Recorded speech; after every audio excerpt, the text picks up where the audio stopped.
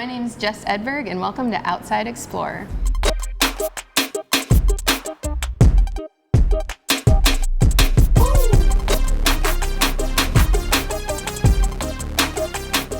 Today we're at the International Wolf Center of Ely, Minnesota, and we are going to get educated on some wolves. Jess, tell us about some of the things we're going to do today. Well, we're going to have you explore our facility. We have several museum exhibits, children's exhibit. We have live wolves for you to observe and learn from. Then we're going to take you out in the field and do some radio telemetry and track wild wolves. How exciting! Let's get going. So, around the world, wolves have three main requirements for survival. They need food and water, they need habitat, and they need tolerance from people. And if they can have those three things, they can live in a lot of different environments. And if they can survive there, they have physical and social adaptations that help them survive. And so their fur is one huge physical adaptation that wolves have that allows them to live in an outside environment 24 hours a day, 7 days a week, all year round. So once they leave a den site as a pup, they're outside in the elements. And so those elements, wind, rain, snow, sun, branches, if they live in a forested or shrubby area. And this fur is going to give them the protection from those things. And so they have an external layer of fur, which is called the guard hair layer. And that's these longer hairs that are kind of coarse. They give some color, so they might be multicolored or single colored. And this is kind of like the wolf's built-in raincoat. Underneath that fur, their skull is a really neat adaptation for survival. Being a large carnivore, a predatory animal that has to hunt and kill other animals for survival, they rely on these canine teeth. So they have 4 canine teeth. If you've ever had a dog or a cat, you've seen the canine teeth before. Wolves are specially adapted for grabbing and hanging onto something, and so they have a very deep root system for those canine teeth.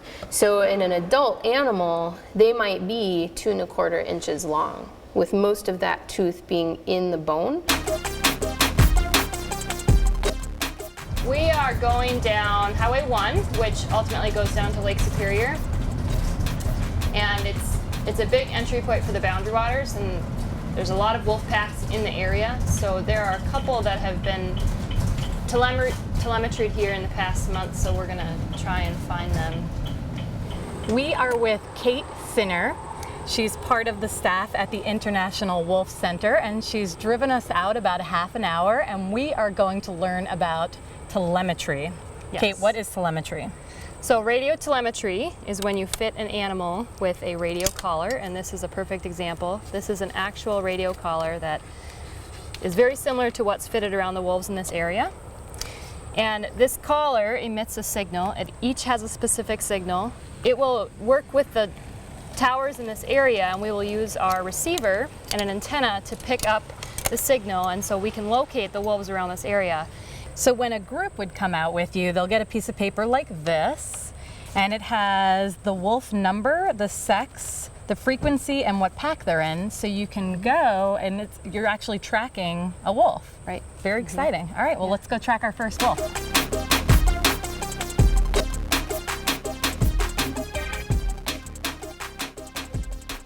Kate, that's a strong signal. So how close is this wolf? Well, we know we're within a mile. Okay. And because it is such a clear beep, and my gain is down pretty far, it's down at 4 out of 6. That's pretty good. We're probably within 1/4 to a half a mile. We left the International Wolf Center with Kate, who brought us out here to use some telemetry to find some wolves. We didn't have much luck at the first spot, but at the second spot we've had a great deal of luck, and it turns out there is a female wolf within a mile from us. So that's really exciting. So I think now that we've done that, we'll pack up and head back to the center and see what else we can learn.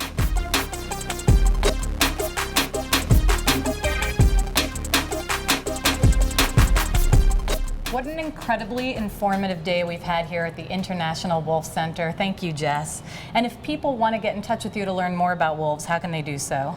Well, they can come here to our interpretive facility in Ely, Minnesota. We're open year-round. Or they can check our website, which is www.wolf.org, where we have all of our hours, fees, and other programming information. We also have live webcams of our captive wolves here at the facility that you can watch if you're not able to make it up here. Stay tuned for more Outside Explorer.